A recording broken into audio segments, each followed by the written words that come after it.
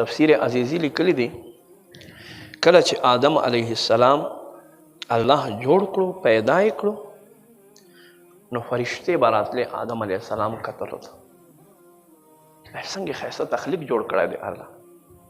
او څنګه ښایسته خوشبوی راځي دی شاه عبدالعزیز محدث دلوی رحمت الله علیه فرمایي فرشتې به راتلې آدم علیه السلام ته کتلو دپاره نو یوه ورځ عزازیل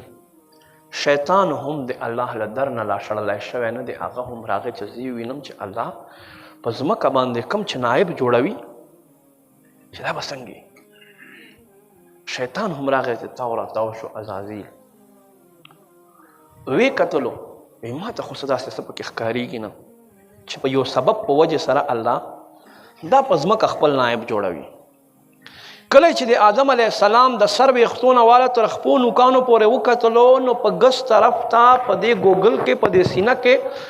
د غوښې یوه بوټۍ ورته ښکاره شوه وی دا صندوق چې دی دا ماته د رازونو ښکاري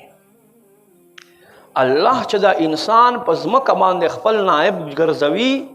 یقینا د دې صندوق له وجې نه د دې غوښې بوټۍ له وجې نه چې په دې کې به د الله یو خپل راز وي هغه څه شی دی هغه یاد وساتئ خانه کعبه د الله کور دی په خانه کعبه کې الله عبادت کیږي خو انسان دا زړه چې دی دا د الله د اوسېدو ځای دی خو داسې اوسېدل نه چې څنګه مونږ اوسو الله داسې اوسېدلو نه پاک دی د الله د اوسېدلو ځای چې دی هغه د انسان زړه دی چې انسان خپل زړه ته د الله معرفت هغه عرفان هغه رڼاګانې وردننه کي بیا دا انسان په منصب د خلافت باندې الله فایز کړي